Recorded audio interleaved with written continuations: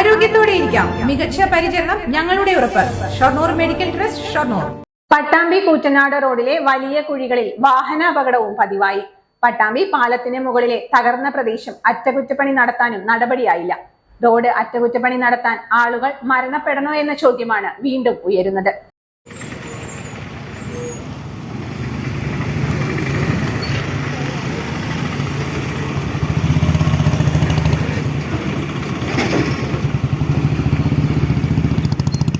പട്ടാമ്പി പെരുമ്പിലാവ് പാതയിൽ കൂറ്റനാട് വരെയുള്ള റോഡ് തകർന്നു കിടക്കുകയാണ്. പലയിടങ്ങളിലും വലിയ ഗർത്തങ്ങൾ രൂപപ്പെട്ടിട്ടുണ്ട്. മറ്റ് സ്ഥലങ്ങളിൽ റോഡിന്റെ പ്രതലം അടർന്നുപോയ നിലയിലുമാണ്. ഏതായാലും പട്ടാമ്പി മുതൽ കൂറ്റനാട് വരെ വാഹനയാത്രക്കാർക്ക് ദുരിതയാത്രയാണ്. വീതി കുറഞ്ഞ റോഡിൽ വലിയ കുഴികൾ കൂടിയാവുന്നതോടെ വാഹനങ്ങൾക്ക് സുഗമമായി കടന്നുപോകാൻ കഴിയുന്നില്ല. പാതയിൽ വാഹനാപകടവും നിത്യസംഭവമാണ്. മഴയിൽ കുഴികളിൽ വെള്ളം നിറയുന്നതോടെ വലിയ ഗതാഗതക്കുരുക്ക് ഉണ്ടാവുകയും ചെയ്യുന്നുണ്ട്. പട്ടാമ്പി പാലത്തിന് മുകളിലെ തകർന്ന ഭാഗങ്ങൾ അറ്റകുറ്റപ്പണി നടത്താനും നടപടിയുണ്ടാവുന്നില്ല.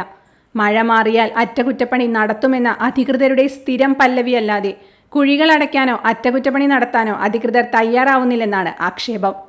ഈ കുഴി അടക്കാൻ വേണ്ടിയിട്ട് ടെൻഡർ വിളിച്ച് ഇവിടെ പാലത്തിന്റെ കഴിവിലെല്ലാം ഒക്കെ നേരാക്കി. ഇപ്പോഴും ഈ ബാക്കിയുള്ള പണി കഴിഞ്ഞിട്ടില്ല.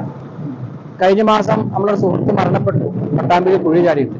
അതേപോലെ ഒരാൾ മരിക്കേണ്ടി വരുന്ന തോന്നുന്നു ഇവിടെ ഈ കുഴികളൊക്കെ അടക്കാൻ.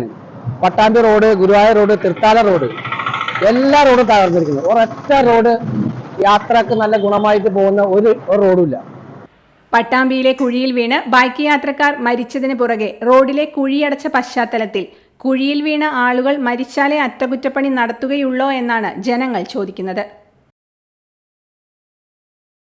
നവകേരള electronics branch, second floor, Koppan's outlet mall, main road, Shoranur.